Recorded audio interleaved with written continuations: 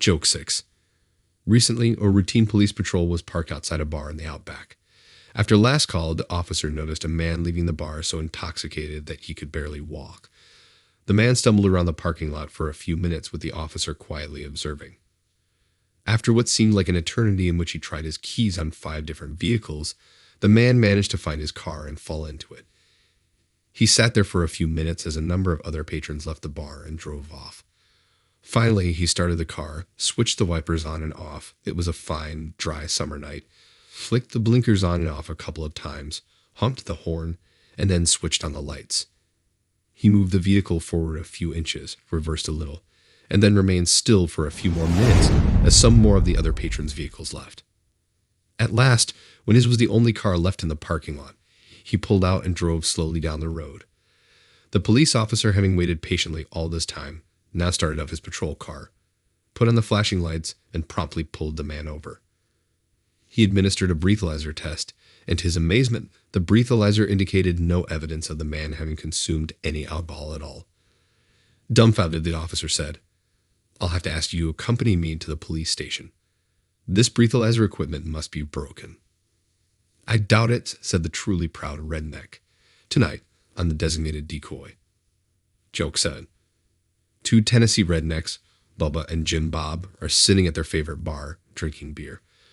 Bubba turns to Jim Bob and says, I'm tired of going through life without an education.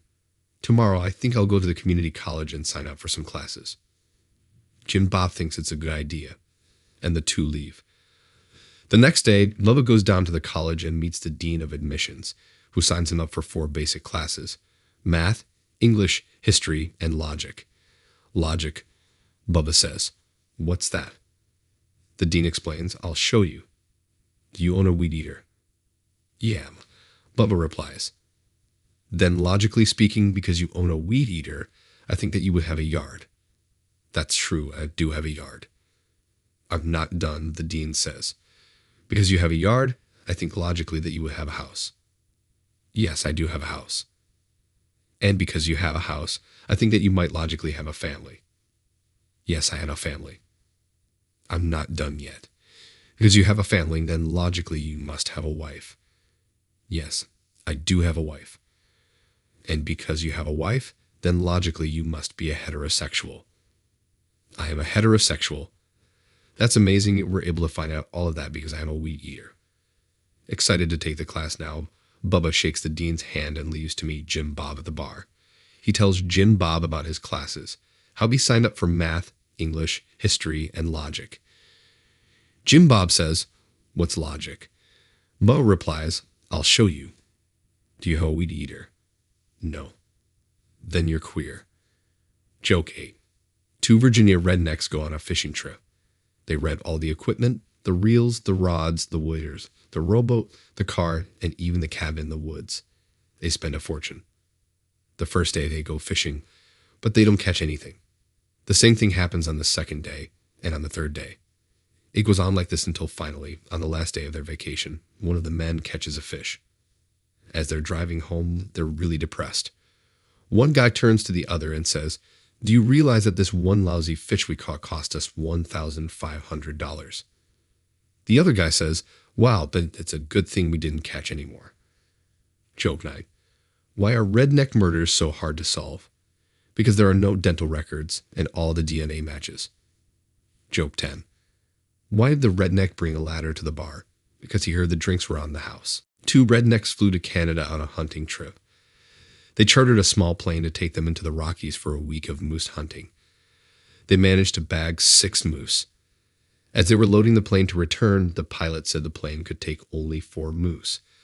The 2 guys objected strongly. "Last year, we shot 6, and the pilot let us take them all, and he had the same plan as yours."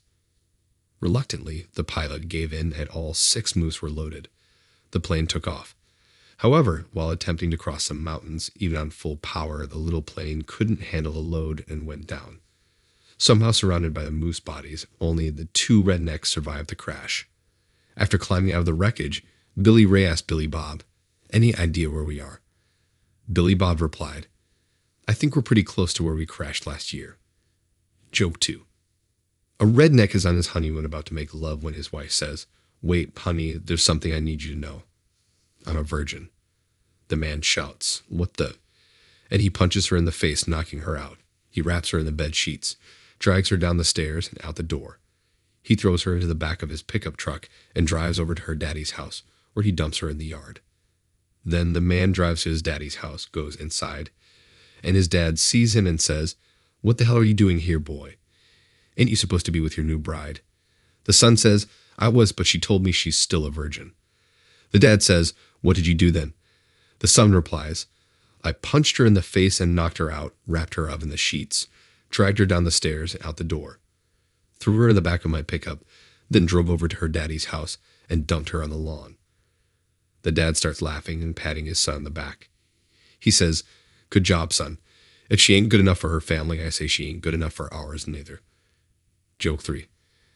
After the birth of their ninth child, a redneck couple decided they'd had enough.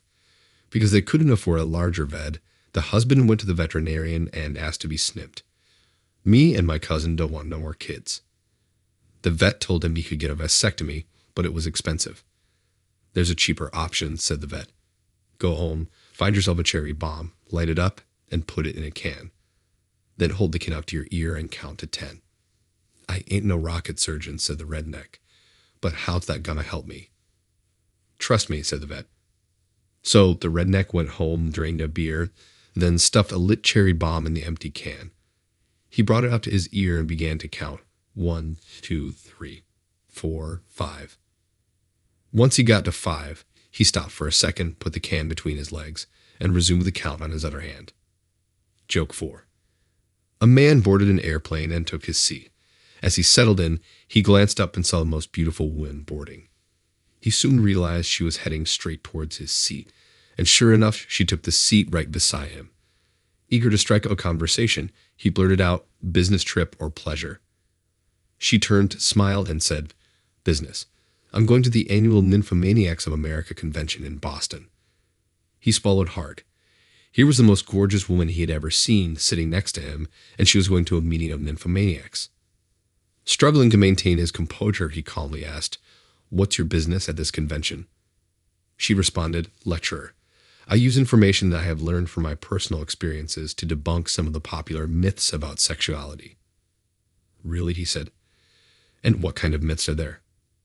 "Well," she explained, "one popular myth is that African American men are the most well-endowed of all men, when in fact it is the Native American Indian who is most likely to possess that trait. Another popular myth is that Frenchmen are the best lovers, when actually it is men of Mexican descent who are the best. I have also discovered that the lover with absolutely the best stamina is the southern redneck." Suddenly, the woman became a little uncomfortable and blushed. "I'm sorry," she said. "I shouldn't really be discussing all of this with you. I don't even know your name." "Tonto," the man said. "Tonto Gonzalez. But my friends call me Bubba." Joke 5. A redneck's father passed away in his sleep, so in the morning, he calls 911 to come pick up the body. The 911 operator told him that she would send someone out right away.